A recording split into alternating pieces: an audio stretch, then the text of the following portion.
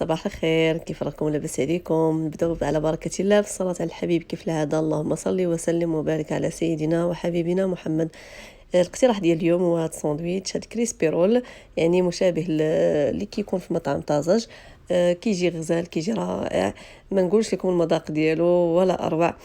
تقريبا كيجي مطابق لهاد الساندويتش اللي غادي نوريكم دابا في الصوره، وتا المذاق ديالو الا ما خفت نكذب غنقول لكم حسن منه. المهم انا كنتمنى انكم تجربوه، وخصوصا الوليدات غادي يعجبهم بزاف. راكم عارفين دابا مع المدرسه كنبغيو شي حاجه هكا كما كنقولوا حنا خفه نزربان دغيا توجد. هنا غندوزو ان شاء الله المقادير. انا غناخذ صلصه الصوجا اولا صويا صوص، وناخذ واحد 2 المعالق كبار، وغادي ناخذ ملعقه كبيره من المطارد اولا الخردل. كذلك عندي هنا فصوص ديال الثوم، واحد 3 الفصوص ديال الثوم محكوكين. الا ما كانش تقدروا تعوضوها بالثوم بودره ماشي مشكل. هنا غناخذ زيت الزيتون، غندير تقريبا واحد 2 المعالق كبار ديال زيت الزيتون. التوابل كيف كتشوفوا معايا، عندي واحد شويه ديال الملح، واحد نصف ملعقه ديال الكركم، نصف ملعقه ديال الابزار، وملعقه صغيره ديال الزنجبيل. انا هاد الكميه درت تقريبا واحد نصف كيلو ديال صدر الدجاج. نتوما اللي كنتو غديروا غير 4 ولا النصف غتقسموا هاد الشيء على النص. هنا ضفت اعشاب الزعتر، درت اعشاب البروفانس الا كانوا متوفرين، ما كانوش اي اعشاب متوفرين عندكم تقدروا ديروهم. صافي حركت هاد الشرمونه مزيان مزيان باش تداخل ليا وتندمج ليا. عاد غادي نجيب صدر الدجاج. نتوما تقدروا ديروا صدر الديك الرومي اللي متوفر عندكم، ولكن انا في الغالب كناخذ صدر الدجاج كيعجبني. جبتو هكا مقطع ستيك عند بائع الدواجن. نتوما جبتو صدر هكا ولا كان عندكم يعني متوفر في الثلاجه، غتقطعوه هكا بالموس على شكل هكا ستيك وتستعملوه ماشي مشكل. كاين اللي كيجيب هكا الدجاجه ما كياكلوش ليه الوليدات داك الصدر، كتخلي الصدر كيف ما كندير انا، كنخليه كنخزنوه في الكونجيلاتور حتى كتكون هكا شي وصفه كنجبدو كنقطعوا الراسيه. راه ما يعني ما صعيبش بزاف. الموس غير خص يكون الموس ماضي وصافي، وبشويه بشويه حتى كنقطعوا. هنا شرملت هذوك الشرائح ديالي مزيان مزيان حتى كل قطعه خدات يعني الكفايه ديالها. صافي وغادي نغطي هذا الطبسيل هذا ولا الوعاء، غادي نغطيه بالسلوفان ونخشيه في الثلاجه تقريبا واحد نصف ساعه على الاقل. نصف ساعه كنتو مزروبين نصف ساعه. اما الا خليتوه شحال ما خليتوه راه غادي، راكم عارفين الدجاج كيترقد، شحال ما ترقد كيجي لذيذ وكيتشرب ديك الشرموله. هنا خديت واحد المقلاص درت لها واحد الطريف ديال الزبده. الا كانت متوفره عندكم هاد المقلاص هذه اللي كتخلي يعني هذوك الخطوط هكا ديال الشواء راه زوينه. ما كانش اي مقلاص متوفر عندكم راه قضيه الغرض. هنا غناخذ صدر الدجاج ديالي غادي نحطو باش يطيب اولا باش يتقلى ليا غير في ديك الزبيده. والعافيه ما غاديش نهلها بزاف وما غاديش نجهدها بزاف، يعني النار تكون متوسطه. صافي غادي نحط دوك القطع ديالي ديال الدجاج وغادي نتسنى عليهم حتى يطيبوا من واحد الجهه باش نقلبهم للجهه الاخرى. صدقوني هاد الطريقه، هاد الشرموله هذه يعني كتليق تقدروا كاع ما ديروش دي ساندويتش هكا تاكلوا هاد الدجاج غير بحال هكا كيجي لذيذ، وديروا معاه سلطه اولا ترافقوا باش ما بغيتو راه كيجي لذيذ. هنا صافي الدجاج يعني طاب ليا من الجهه ومن الجهه الاولى قلبته للجهه الثانيه. صافي تكملت القطع اللي عندي كاملين كيف كتشوفوا. هنا صافي كياخذ ديك لا دوغيور ولا ديك التحميره داكشي اللي بغيت. غادي نمر دابا باش نكمل معكم الوصفه. خديت واحد البصله الا كانت كبيره تكفي، الا كانت صغيره انا درت هنا 2 صغار.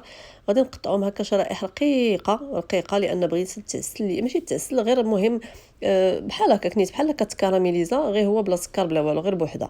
يعني شديت ديك البصيله، الا كانت عندكم البيضه غيكون من الافضل.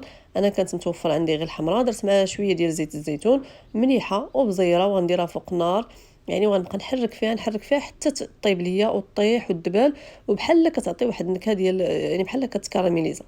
صافي هذاك هو القوام اللي بغيت. انا غنشد الدجاج ديالي غنقطعو هكا القطع باش غادي يسهل عليا انني نعمر لي ساندويتش ديالي. نتوما كيف كتشوفوا البصله خليتها حتى بدات كتحمر بحال هكا. هنا غندوز نصوبوا الصلصه مع بعض. غنحتاجوا صلصه المايونيز، كانت عندكم منزليه يفضل، انا كانت عندي غير هذه الجاهزه. درت تقريبا معلقه كبيره ديال صلصه المايونيز، غندير معها معلقه كبيره ديال الكيتشوب، وواحد ملعقه صغيره اولا نصف ملعقه صغيره من صوص باربيكيو، وملعقه صغيره من المطارد، وغندير واحد الملعقه صغيره من العسل. هذه هي الصلصه اللي غادي ندير. نتوما تقدروا ديروا اي صلصه كتفضلوها، انا هذه كتعجبني كتجي غزاله كتجي رائعه، هي اللي عطاتني ديك البنه اللي بغيت للساندويتش ديالي. هنا غناخذ هذا الخبز ديال الطورتيه. انا شريته جاهز هذا بنكهه الطماطم كيجي زوين وكيجي محمر. هذا هو اللي لقيت انا في السوبر مارشي، خديته فيه 6 ديال القطع. غادي نبدا نعمر دابا الساندويتش ديالي. ناخذ الصلصه هي الاولى نفرشها، يعني غندير واحد الكميه ديال معلقه صغيره ولا معلقه ونص، غادي نسرحها فوق هاد الخبز ديال الطورتيه. وغادي ندير قطع ديال الدجاج ديالي بحال هكا، الكميه اللي بغيتوه عامر بغيتوه غير شويه، المهم نتوما كيبقى لكم الاختيار.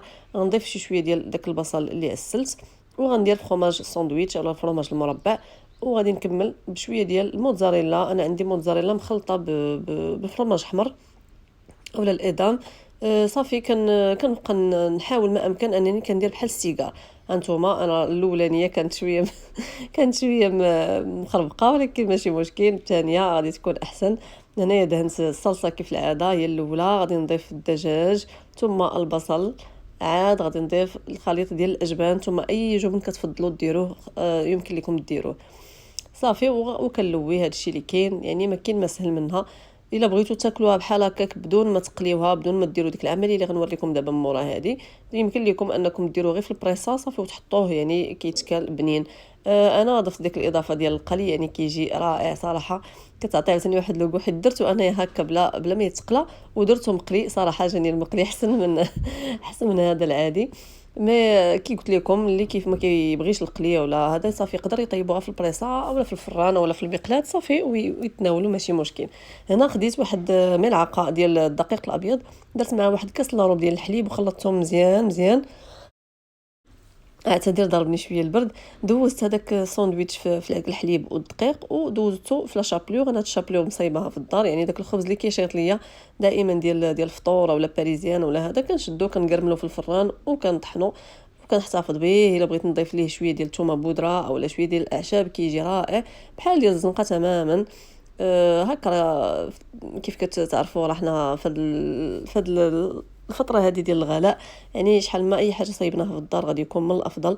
هنايا كملت الساندويتشات ديالي كاملين، دوزتهم في هذاك الحليب وكندوزهم في الشابلور، يعني وما كنساوش دوك الجنيبات ضروري كندوزوهم في الحليب وفي الشابلور حتى هما.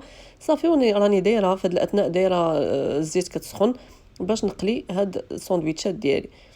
هنايا كيف كتشوفوا المقلاة راه سخنات، غادي نحط الساندويتشات يتقلاو وما غاديش نجهد عليهم البوطه بزاف باش ما يتحرقوش ليا دغيا.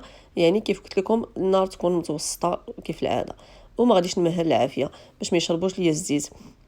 ملي غادي تحمر ليا من الجهه الاولى غادي نقلبهم للجهه الثانيه، كيف كتشوفوا كياخذ واحد التحميره زوينه. صافي كنسقطروهم من الزيت ونديروهم في شي ورق نشاف ونتسناو عليهم حتى ينشفوا لينا وكلوهم بصحتكم وراحتكم. انا راني قسمت لكم وحده تشوفوها من الداخل كيف كتجي، ولكن الا ذقتوا شي حاجه شنو نقول لكم الخيال العلمي، شي حاجه بزاف، واحد البنه، واحد يعني رائع رائع. جربوا ردوا عليا الخبر في التعليق. بالنسبه لي اول مره يزور القناه ديالي نتمنى يضغط على زر الاشتراك وزر الاعجاب الا عجبك الفيديو، وكذلك ضغط على زر الجرس باش توصل دائما بجديد فيديوهاتي. دائما كنحط الجديد وكنحط وصفات مجربه 100%. وإلا كنتي ديجا مشترك مرحبا بك في الاسره ديالي، ونخليكم الى فيديو قادم باذن الله تعالى. والسلام عليكم ورحمه الله.